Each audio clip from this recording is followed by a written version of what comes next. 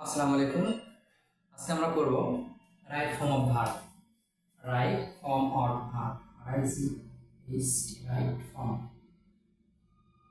Of verb. তো right form of verb বলতে কি বুঝি?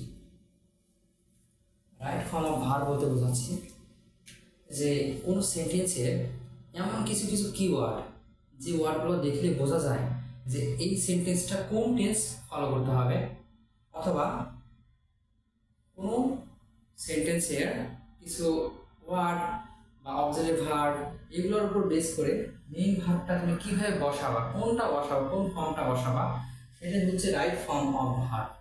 তো রাইট ফর্ম ভার্বটা আমি সিলেবাসটা এমনভাবে সাজিয়েছি যে প্রথমত আমরা করব কোন কোন ক্ষেত্রে আমরা ভার্বের বেস ফর্ম বসাবো, ভার্বের প্রেজেন্ট ফর্ম বসাবো। তারপর কোন কোন ক্ষেত্রে আমরা ভার্বের সাথে এস বা ই যোগ করব, কোন কোন ক্ষেত্রে আমরা ভার্বের পাস্ট ফর্ম বসাবো, কোন কোন ক্ষেত্রে আমরা ভার্বের পাস্ট পার্টিসিপল ফর্ম বসাবো, আর কোন কোন ক্ষেত্রে আমরা ভার্বের সাথে আইএনজি যোগ করব। এই যে আমরা কয়েকটা টপিক আলাদাভাবে সাজাইছি, এই প্রত্যেকটা টপিক নিয়ে আমরা আলোচনা করব। আজকে আমরা করব কোন কোন ক্ষেত্রে আমরা ভার্বের সাথে ভার্বের বেস ফর্ম বসাবো, কোন কোন ক্ষেত্রে ভার্বের বেস ফর্ম বসাবো।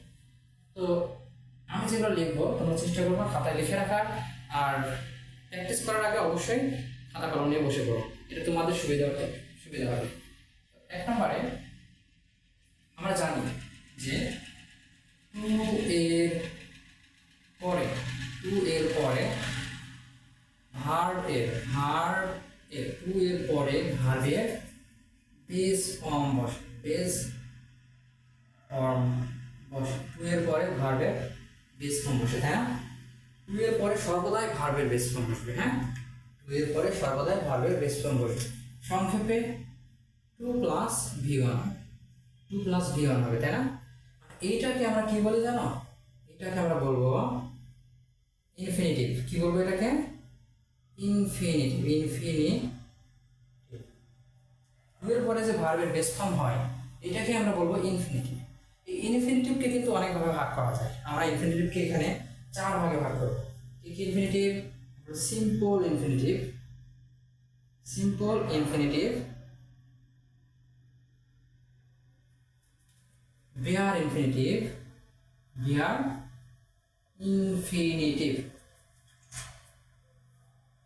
পারফেক্ট ইনফিনিটিভ,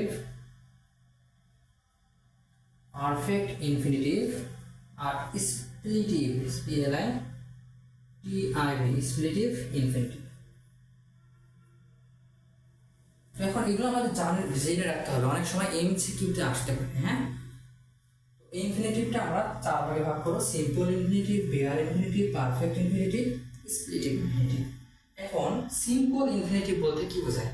সিম্পল ইনফিনিটিভ বলতে আমরা বুঝি এরকম যে টু এর পরে ভার্বের বেস ফর্ম, সেটাই হলো সিম্পল ইনফিনিটিভ। প্রথমত টু, তারপরে ভার্বের বেস ফর্ম। যে কোনো একটা ভার্ব তুমি কনসিডার করো, আমি ধরে নিলাম টু এর পরে গো। হ্যাঁ, তো টু এর পরে 100% এখানে গই হবে। টু এর পরে কি হবে? গই হবে।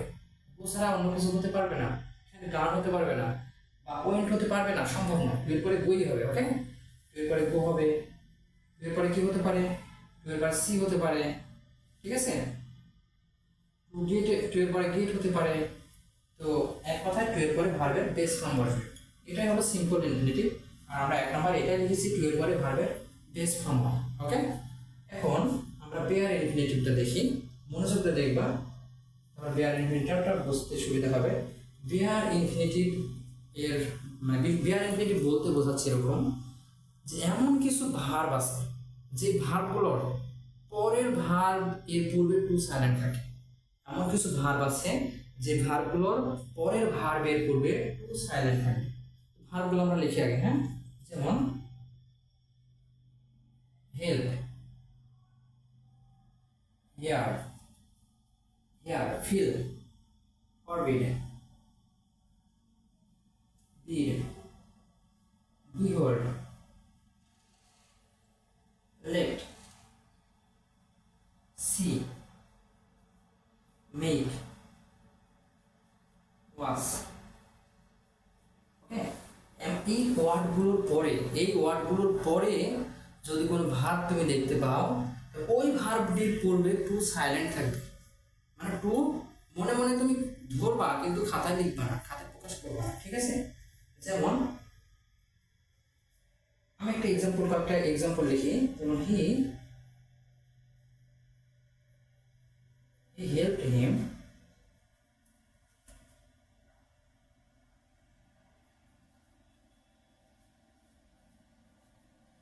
এখানে ব্র্যাকেটে মানে এখানে ব্ল্যাঙ্কে একটা ভার্ব বসাও ডু। এখন ডু এখানে কিভাবে লিখবা? ডাজ লিখবা, ডিড লিখবা, নাকি ডান লিখবা, নাকি কি লিখবা, এটাই তোমার বলছে। তো দেখো হেল্প, আমরা একটু আগে দেখলাম হেল্প হলো এমন একটা ওয়ার্ড যে ওয়ার্ড এর পরের ভার্বটা করবে টু সাইলেন্ট থাকবে। তো হেল্পের পরে যে ভার্ব আছে কি ডু, হেল্পের পরে ভার্ব আছে কি ডু, ডু এর পূর্বে টু সাইলেন্ট থাকবে, ডু এর পূর্বে টু সাইলেন্ট থাকবে। টুটা আমরা লিখবো না, টুটা কি লিখবো না, টু মনে মনে ধরবো। আর আমরা জানি একটু মনে মনে ধরি আর লিখি, টু এর পরে ভার্বের বেস ফর্ম বসে, এই যে টু এর পরে যে ভার্বের বেস ফর্ম বসে এই সুবিধার্থে এখানে আমরা ডু লিখব। Okay, help here, he helped him do the work. Okay, এরকম ভাবে আমরা এক্সাম্পল আরো লিখতে পারি, এরকম যে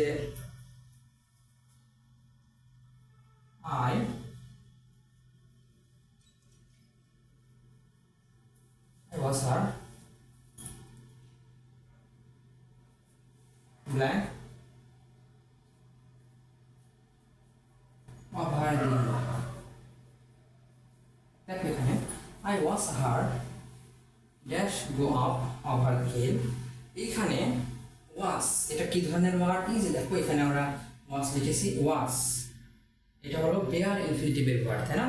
তো বেয়ার ইনফিনিটিভের এই ওয়ার্ডটির পরে যে ভার্বটা থাকবে, মনে করো এখানে গো ভার্ব আছে, তো যে ভার্বটা থাকবে তার পূর্বে টু সাইলেন্ট থাকবে, তাই না? তাহলে এখানে টু সাইলেন্ট থাকবে, তো টু আমরা লিখবো না কিন্তু টু মনে মনে ধরবো। টু গো মনে মনে কি টু আছে কিন্তু আমরা লিখবো না, মনে মনে ধরে নেব। আর এই সিস্টেমটাকে বলা হয় বেয়ার ইনফিনিটিভ। এটাও কিন্তু খুবই ইম্পর্টেন্ট। তাহলে এই ওয়ার্ডগুলো একেবারে ঠাটা মুখস্থ করবা, ঠিক আছে? হেল্প হেয়ার ফিল ফর বিউর লেটস সি মেক ক্লাস, এভাবে একদম ঠাটা মুখস্থ করবা, তাহলে কমপ্লিট। তারপরে পারফেক্ট ইনফিনিটিভটা হলো এরকম, টু এর পরে হ্যাভ থাকবে, তারপরে ভি3 থাকবে। কি হবে? টু এর পরে হ্যাভ থাকবে, তারপরে ভি3 থাকবে। এটাকে আমরা বলবো পারফেক্ট ইনফিনিটিভ। আর স্প্লিটিভ ইনফিনিটিভ কোনটা? টু এর পরে একটা অ্যাডভার্ব থাকবে, তারপরে ভার্বের বেস। তো আমরা এটাকে বিস্তারিত করছি না, আমাদের উদ্দেশ্য হলো টু এর পরে ভার্বের বেস ফর্ম বসে, এই জন্য আমরা এতটুকুই রাখছি। হ্যাঁ, পারফেক্ট ইনফিনিটিভ আপাতত এতটুকু আমরা জেনে রাখি, টু এর পরে হ্যাভ, তারপরে ভি3 বসবে।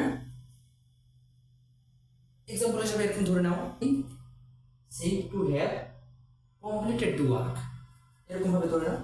স্প্লিটিভ ইনফিনিটিভ তুমি এরকম ভাবে ধরতে পারো, I am sorry to, to এর পরে কি এক্সট্রিমলি,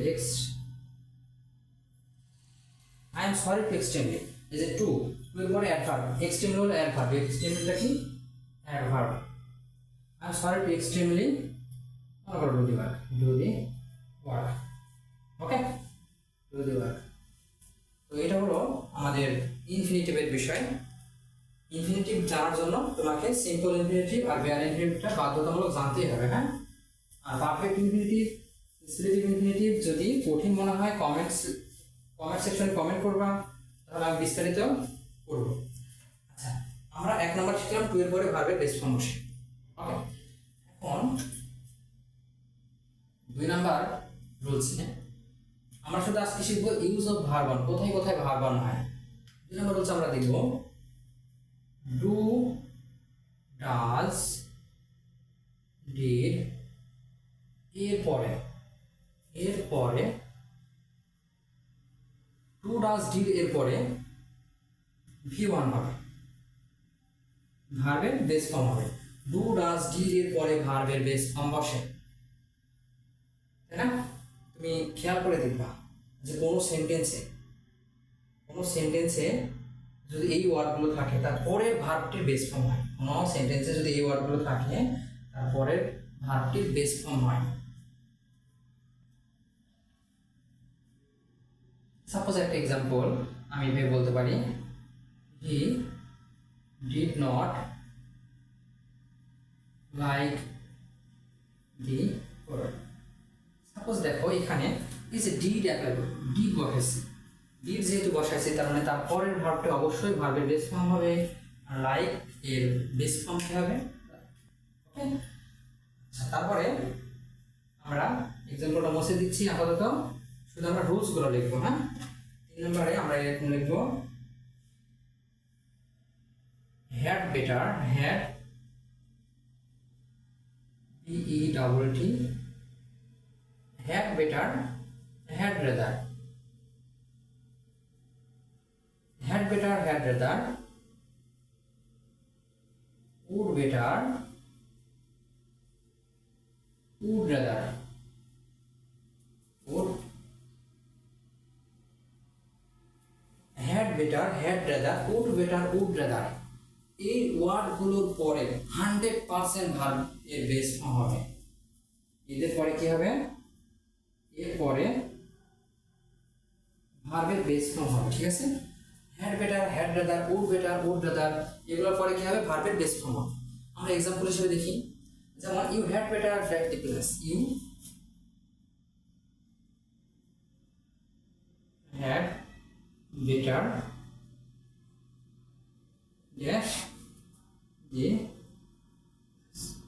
দেখো এখানে এই যে হ্যাড বেটার আছে না, কোনো সেন্টেন্সে যদি এরকম দেখতে পাও, হ্যাড বেটার যদি খুঁজে পাও, হ্যাড বেটার যদি খুঁজে পাও, একবার চোখ বন্ধ করে এখানে ভার্বের বেস ফর্ম বসাবা। মনে করো ভার্ব এখানে ভার্বের কি আছে, লিভ আছে, ভার্বের কি আছে, LEAV, লিভ আছে। লিভ এর বেস ফর্ম এখানে কি হবে, লিভ এর, okay. Had better, had rather, would better, would rather, এরপরে কি হবে, ভার্বের বেস ফর্ম হবে। এই সুবাদে আমরা কি লিখলাম, ইউ হ্যাড বেটার, হ্যাড বেটারের জন্য এখানে ভার্বের base form leave the class, clear. এরকম ভাবে শুধু হ্যাড বেটারের জন্য যে ভার্বের বেস ফর্ম হবে তা না, had better, had rather, would better, would rather, এই ওয়ার্ডগুলোর পরে ভার্বের বেস ফর্ম বসে।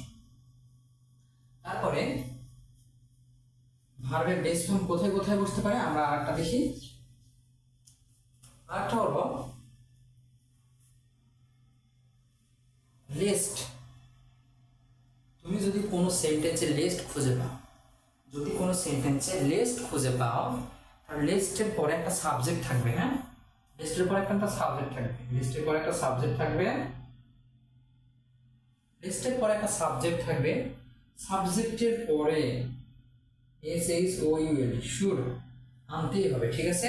এটা কিন্তু আনতেই হবে, বাধ্যতামূলক। লিস্টের পরে একটা সাবজেক্ট থাকবে, সাবজেক্টের পরে শুড থাকতেই হবে, শুড বা উড থাকতে হবে। তবে শুডের থেকে শুড বেশি ব্যবহৃত হয়, শুডই তুমি বেশি ব্যবহার করবা। লিস্ট, সাবজেক্ট, তারপরে শুড প্লাস ভার্বের বেস ফর্ম। লিস্টের পরে সাবজেক্ট থাকবে, শুড, ভার্বের বেস ফর্ম হবে। এতটুকু জিনিস তুমি মুখস্থ রাখতে পারবা না, মুখস্থ করবে না। Lest, subject, should, verb, lest, subject, should, verb. যেমন আমরা এরকম ভাবে একটা এক্সাম্পল আমরা দেখি, সাপোজ ওয়াক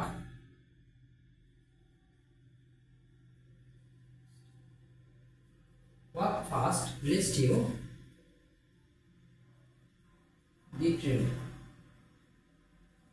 এখানে walk fast lest you dash the train বলা হয়েছে। এখানে ভার্ব হিসেবে একটা ভার্ব আমাদের দেওয়া হয়েছে, যেটা মিস। এখন তুমি বলো লিস্ট খুঁজে পাইছো, হ্যাঁ পাইছি, এই যে লিস্ট পাইছি। লিস্টের পরে সাবজেক্ট পাইছো, হ্যাঁ সাবজেক্ট হিসেবে পাইছো। আচ্ছা ইউ কোন ধরনের সাবজেক্ট, এটা কি পার্ট অফ স্পিচ হিসেবে, এটা হলো পার্সোনাল প্রনাউন, তাই না। আচ্ছা সাবজেক্ট পাইছি, লিস্ট পাইছি, লিস্টের পরে সাবজেক্ট পাইছি, লিস্টের পরে সাবজেক্ট পাইছি, তারপরে কি হতে হবে, শুড ভিওয়ান। কি হবে, শুড ভিওয়ান। আগে শুড দেওয়া, ওখানে SHOUL শুড, শুডের পরে কি দিবা, ভিওয়ান দিবা। শুডের পরে কি দিবা, ভার্বের বেস ফর্ম দিবা। ভার্বের বেস ফর্ম, মিসের বেস ফর্ম কি হবে, মিসি হবে।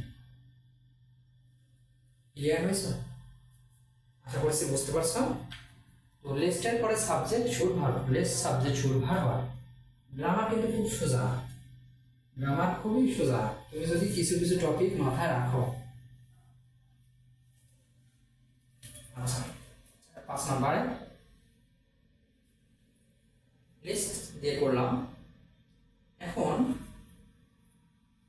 আমরা দেখব যদি কোনো সেন্টেন্সে এরকম থাকে, প্রথমত সাবজেক্ট খুঁজে পাইছো, কি খুঁজে পাইছো? সাবজেক্ট। প্রথমত কি খুঁজে পাইছো? সাবজেক্ট। সাবজেক্টের পরে হ্যাভ অথবা হ্যাজ অথবা হ্যাড, এই তিনটার মধ্যে হ্যাভ হ্যাজ হ্যাড, এই তিনটার মধ্যে যে কোনো একটা তুমি পাইছো। সাবজেক্ট পাইছো, হ্যাভ হ্যাজ হ্যাড এর মধ্যে যে কোনো একটা পাইছো। তারপরে যদি ব্যক্তিবাচক অবজেক্ট দেখতে পাও, ব্যক্তিবাচক অবজেক্ট, সাবজেক্ট পাইছো, হ্যাভ হ্যাজ হ্যাড এর মধ্যে যে কোনো একটা পাইছো, তারপরে ব্যক্তিবাচক অবজেক্ট তুমি পাইছো, তাহলে এখানে কি হবে জানো? ভার্ব এর বেস ফর্ম, ভার্বের বেস ফর্ম, এক কথায় V1 হবে। এক কথায় কি হবে? V1। সাবজেক্টের পরে হ্যাভ হ্যাজ হ্যাড, তারপরে ব্যক্তিবাচক অবজেক্ট, তারপরে ভার্বের বেস ফর্ম, তাহলে কি হবে? এই পজিশনে ব্যক্তিবাচক অবজেক্ট থাকলে V1 হবে। এখানে কিন্তু আছে, এখানে কি আছে? কিন্তু আছে। দেখো সাবজেক্ট পাইছো, সাবজেক্ট পাইছো, হ্যাঁ, হ্যাভ হ্যাজ হ্যাড এর মধ্যে যে কোনো একটা তুমি পাইছো সেন্টেন্স, হ্যাভ হ্যাজ হ্যাড এর মধ্যে যে কোনো একটা তুমি পাইছো। তারপরে ব্যক্তিবাচক অবজেক্ট নাই, কি আছে? বস্তুবাচক অবজেক্ট আছে। কি আছে? বস্তুবাচক অবজেক্ট, বস্তুবাচক অবজেক্ট। সাবজেক্ট পাইছো, হ্যাভ হ্যাজ হ্যাড এর মধ্যে যে কোনো একটা পাইছো, তারপরে বস্তুবাচক অবজেক্ট পাইছো। বস্তুবাচক অবজেক্ট তারপরে কি হবে জানো? এখানে ভিত্তি হবে ভার্বের পাস্ট পার্টিসিপল পার্টিসিপল পার্টিসিপল, এক কথায় কি হবে? ভিত্তি হবে। এই দুইটা তুমি বোঝো, একশো মতো বুঝতে পারছো না? 1 2 3 4 খাতা লিখে নাও। আর চেষ্টা করো, যদি আমার ভিডিও দেখে থাকো, চেষ্টা করবা যে আমি যেগুলো লিখে দিব একদম পাই টু পাই রোজগুলো খাতায় লিখে রাখবা, তাহলে তোমার পরীক্ষার আগে সুবিধা হবে। শুধুমাত্র রোজগুলো পড়লেই অটোমেটিক পারবা। অথবা আমি আমার ডিসকাশন যে বক্সটা থাকে, নিচে একটা কি বক্স থাকে, ওই বক্সে আমি তোমার পিডিএফটা দিয়ে দিব। ওকে, একটা পিডিএফ আছে, পিডিএফটা দিয়ে দিব। সাবজেক্টের পরে হ্যাভ হ্যাজ হ্যাড ব্যক্তিবাচক অবজেক্ট থাকলে V1 হবে, আর যদি বস্তুবাচক অবজেক্ট থাকে তাহলে V3 হবে।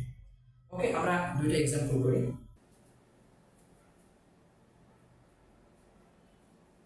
দুইটা এক্সাম্পল আমরা লিখব।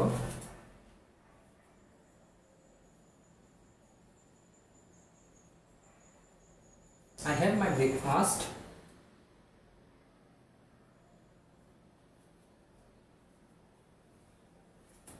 I had my breakfast cooked.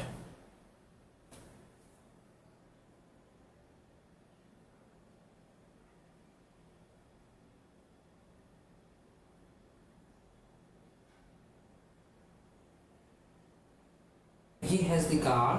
He has the car. Dash is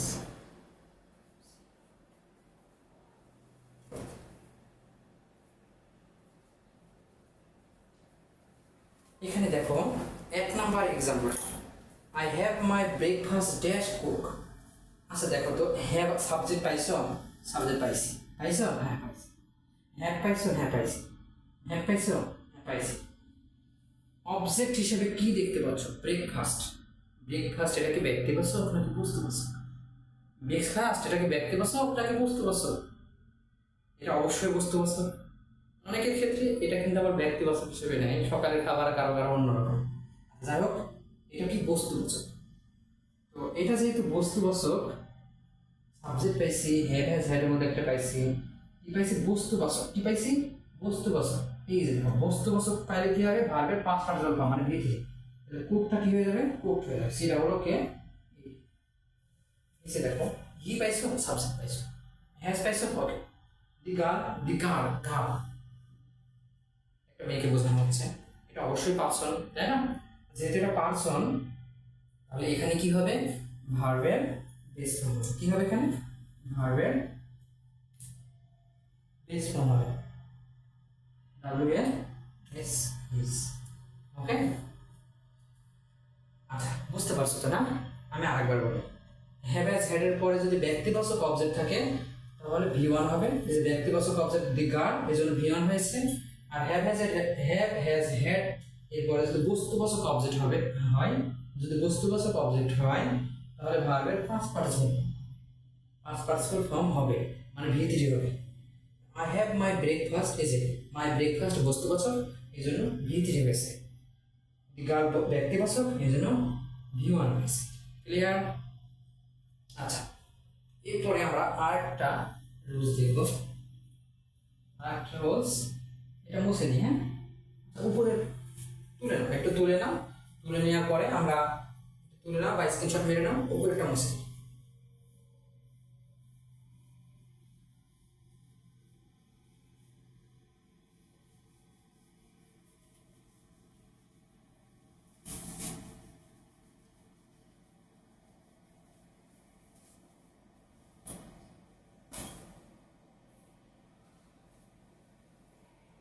এখন আমরা দেখব সাবজেক্টের পরে, সাপোজ তুমি সাবজেক্ট খুঁজে পাইছো, কি পাইছো? সাবজেক্ট। সাবজেক্টের পরে গেট অথবা গড, সাবজেক্টের পরে গেট অথবা গড পাইছো। ওকে, তারপরে সাবজেক্টের পরে গেট বা গড, তারপরে তুমি ব্যক্তিবাচক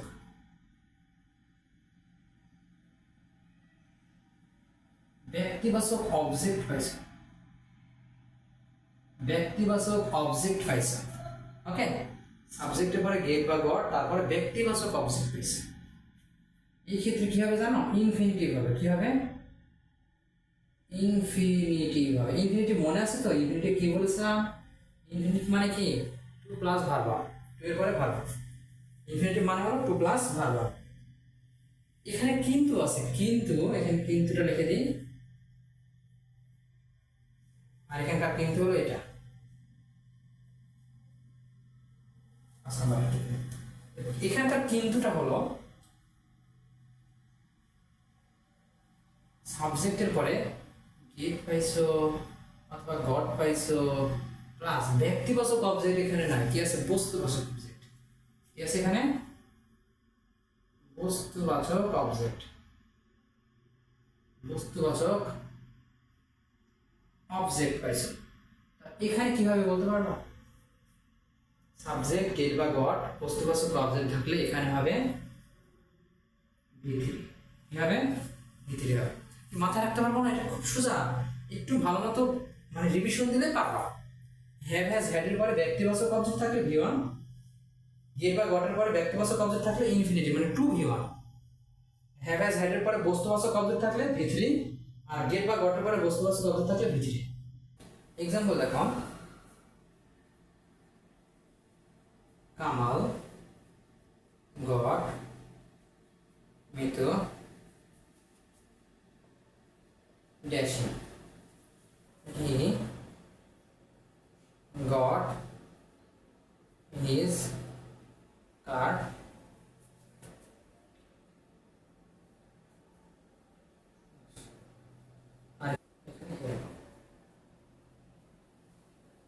Kamal goat Mitu dash him, এখানে ড্যাশ।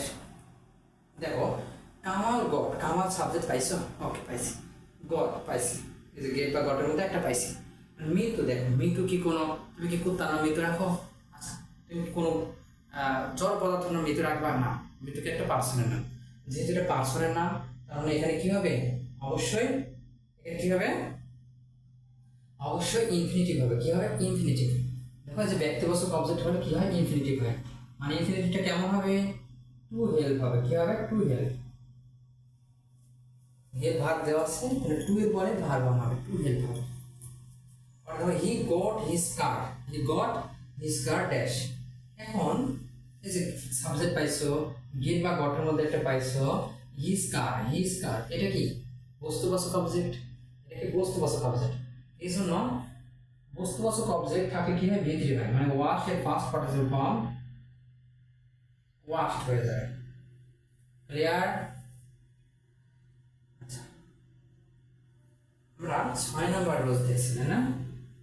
আমরা কিন্তু শুধুমাত্র ইউজ অফ ভার্ব ওয়ানের মধ্যে সীমাবদ্ধ আছি, আর শুধুমাত্র কিন্তু হিসাবে সিমিলার এর জন্য ভার্ব থ্রি এটা ব্যবহার করছি, এটাও সিমিলার এর জন্য ভার্ব থ্রি এই ক্লোজটা লিখছি। তাছাড়া আমাদের উদ্দেশ্য হচ্ছে কোন কোন ক্ষেত্রে ভার্বের বেস্ট ফর্ম। আমরা প্রায় শেষের পথে ভার্ব ওয়ানের কিছু কিছু ওয়ার্ড আছে, SUGG, সাজেস্ট, তারপরে সাজেস্টেড,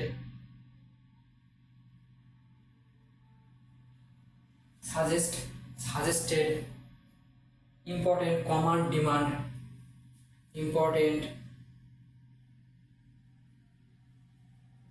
কমান্ড, ডিমান্ড, এই সমস্ত ইটিসি, এই সমস্ত ওয়ার্ড এর পরে, এই সমস্ত ওয়ার্ডের পরে যদি দ্যাট থাকে, কি থাকে? যদি দ্যাট থাকে, দ্যাটের পরে কি হবে? Subject,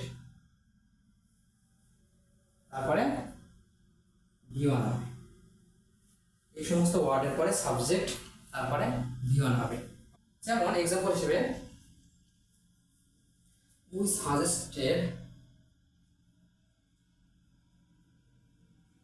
suggested that ye